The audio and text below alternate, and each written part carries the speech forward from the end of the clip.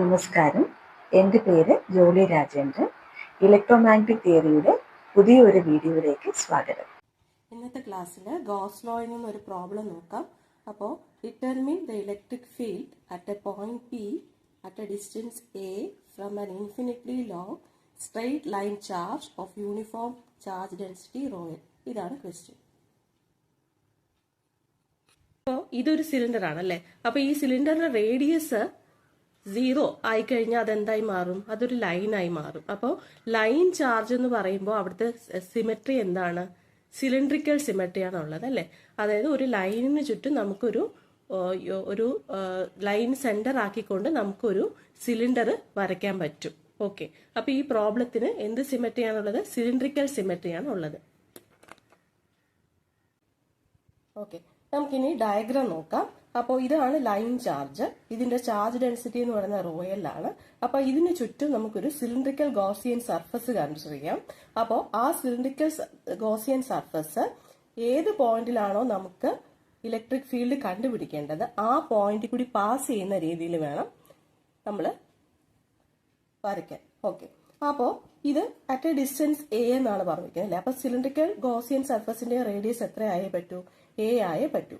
Okay, ഇനി നമ്മളിത് തുടക്കത്തിൽ ഇതൊരു ലെങ്ത് എൽ ആണെന്ന് നമ്മൾ വിചാരിക്കുകയാണ്. ഓക്കെ, അപ്പോൾ ഇനി ഇതാണ് യൂണിഫോം ലൈൻ ചാർജ്. അപ്പോൾ ഇതിൽ നിന്നും എങ്ങനെയായിരിക്കും, ഇത് പോസിറ്റീവ് ചാർജ് ആണെങ്കിൽ എങ്ങനെയായിരിക്കും ഫീൽഡ് ലൈൻസ് എമർജ് ചെയ്യുക?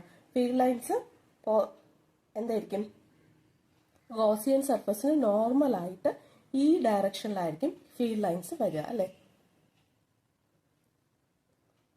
ഇവിടെ ഇലക്ട്രിക് ഫീൽഡ് എന്ന് പറയുന്നത് സിലിണ്ടറിന് ഔട്ട്വേർഡ് ആയിട്ട് സിലിണ്ടറിന് പെർപെൻഡിക്കുലർ ആയിട്ടാണ് എമർജ് ചെയ്യുന്നത്. അപ്പോൾ ആ യൂണിറ്റ് വെക്ടർ ഏതാണ്? സിലിണ്ടറിന് പെർപെൻഡിക്കുലർ ആയിട്ട് എമർജ് ചെയ്യുന്ന യൂണിറ്റ് വെക്ടർ എന്ന് പറയുന്നത് എ റോ ആണ് അല്ലെ.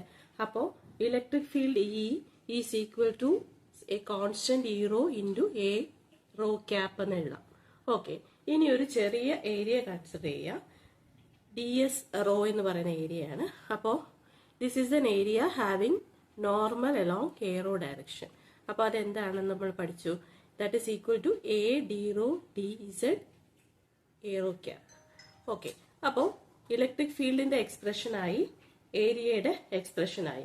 ഇനി ഇത് രണ്ടും ഏരിയ വെക്ടറാണ്, ഇലക്ട്രിക് ഫീൽഡ് വെക്ടറാണ്. ഇതിന്റെ രണ്ടിന്റെയും കൂടി ഡോട്ട് പ്രോഡക്റ്റ് എടുക്കുന്നു. അപ്പോൾ arrow cap into arrow cap എന്ന് പറയുന്നത് 1 ആയിരിക്കും. ബാക്കി കോൺസ്റ്റൻസ് എല്ലാം ഇങ്ങനെ എഴുതി.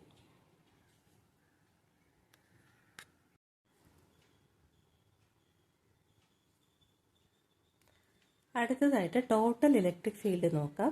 ടോട്ടൽ ഇലക്ട്രിക് ഫീൽഡ് കണ്ടുപിടിക്കാനായിട്ട് ആദ്യം ഇലക്ട്രിക് ഫീൽഡ് കാരണമുള്ള ഫ്ലക്സ് കണ്ടുപിടിക്കണം. അതായത് closed surface integral E dot D S കണ്ടുപിടിക്കണം.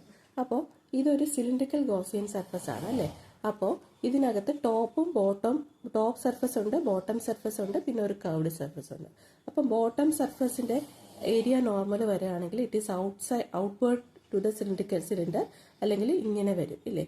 അപ്പം ഈ ഏരിയ നോർമലും ഈ ഇലക്ട്രിക് ഫീൽഡ് വെക്ടറും മ്യൂച്വലി പെർപെൻഡിക്കുലർ ആണ്.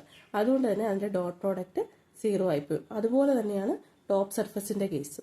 ഓക്കെ, അപ്പോൾ നമുക്ക് ഫ്ലക്സിന്റെ കോൺട്രിബ്യൂഷൻ വരുന്നത് ആകെ കർവ്ഡ് സർഫസിൽ മാത്രമേ ഉള്ളൂ. ഓക്കെ, അപ്പോൾ അത് കണ്ടുപിടിക്കാൻ വേണ്ടി ആദ്യം എന്തായത് ഇ ഡോട്ട് ഡി എസ് നമ്മൾ നേരത്തെ കണ്ടുപിടിച്ചിട്ടുണ്ടായിരുന്നു. അതിങ്ങോട്ട് എഴുതി. എന്നിട്ട് ലിമിറ്റ് അപ്ലൈ ചെയ്യാണ്. ഫൈ എവിടെ തൊട്ട് എവിടെ വരെ വേരി ചെയ്യും? ഒരു സിലിണ്ടറിനെ സംബന്ധിച്ചിടത്തോളം ഫൈ വേരി ചെയ്യുന്നത് 0 to 2π ആണ്. അപ്പോൾ ആ ലിമിറ്റ് ഇട്ടു. ഇനി ഇസഡ് എന്ന് പറയുന്നത് it is varying from 0 to L അല്ലെ. അപ്പോൾ അത് ഇവിടെ എഴുതി. Limit z is equal to 0 to L. ഇനി ഇത് ഇന്റഗ്രേറ്റ് ചെയ്യാണ്. ഇന്റഗ്രേറ്റ് ചെയ്യുമ്പോഴത്തേക്കും കോൺസ്റ്റൻസ് ആയിട്ടുള്ള ഇ റോ എ ഇത് രണ്ടും നമുക്ക് പുറത്തെടുക്കാം. ഡി ഫൈൻ്റെ ഇന്റഗ്രൽ എന്ന് പറയുന്നത് 5 ആണ്. ഡി ഇസഡിന്റെ ഇന്റഗ്രൽ എന്ന് പറയുന്നത് 2π ആണ്. ഓക്കെ, ഇനി ലിമിറ്റ്സ് അപ്ലൈ ചെയ്ത് കഴിയുമ്പോഴത്തേക്കും നമുക്ക് ഇങ്ങനെ കിട്ടും. അതായത് ഇ റോ എ 2π L എന്ന് കിട്ടും. അപ്പോൾ close surface E dot D S ആയി. ഇനി നമുക്ക് ലെഫ്റ്റ് ഹാൻഡ് സൈഡ് ആയി. ഇനി നമുക്ക് റൈറ്റ് ഹാൻഡ് സൈഡ് നോക്കാം. അപ്പോൾ ലെഫ്റ്റ് ഹാൻഡ് സൈഡ് ഞാനിവിടെ എഴുതി. Close surface integral E dot D S is equal to E rho A 2π L. ഇത് ഇക്വേഷൻ നമ്പർ 3 നമുക്ക് വിളിക്കാം. ഇനി ചാർജ് എൻക്ലോസ്ഡ് കണ്ടുപിടിക്കണം. ചാർജ് എൻക്ലോസ്ഡ് എന്ന് പറയുന്നത് ഇതൊരു ലൈൻ ചാർജ് ആണ് അല്ലേ. അതിന്റെ charge density, line charge density നമുക്ക് തന്നിട്ടുണ്ട്. എന്താണത്? റോയൽ ആണ്. അപ്പോൾ ചാർജ് ഡെൻസിറ്റിയെ ലെങ്ത് കൊണ്ട് മൾട്ടിപ്ലൈ ചെയ്ത് കഴിഞ്ഞാൽ നമുക്ക് എന്ത് കിട്ടും? ടോട്ടൽ ചാർജ് കിട്ടില്ലേ? അപ്പോൾ അത് ഇക്വേഷൻ നമ്പർ 4. അതായത് charge enclosed is equal to rho L into N. Okay, അപ്പോൾ ഇത് രണ്ടും കൂടി നമ്മൾ ഇക്വേറ്റ് ചെയ്യുന്നു. ഗോസ് ലോ പറയുന്നത് എന്താണ്? Closed surface integral E dot D S is equal to charge enclosed by epsilon എന്നാണ്. അപ്പോൾ നമ്മൾ ഈ രണ്ട് ഇക്വേഷൻ കൂടെ ഇവിടെ ഇക്വേറ്റ് ചെയ്യുന്നു. എല്ലും എല്ലും ക്യാൻസൽ ചെയ്ത് പോവും. റീഅറേഞ്ച് ചെയ്യുമ്പോഴത്തേക്ക് നമുക്ക് E rho is equal to rho L divided by 2 pi epsilon a എന്ന് കിട്ടും. അല്ലെങ്കിൽ electric field due to a line charge is equal to rho L divided by 2 pi epsilon by a into a rho cap. ഇതാണ് ഒരു line charge കാരണമുള്ള, infinite line charge കാരണമുള്ള electric field intensity.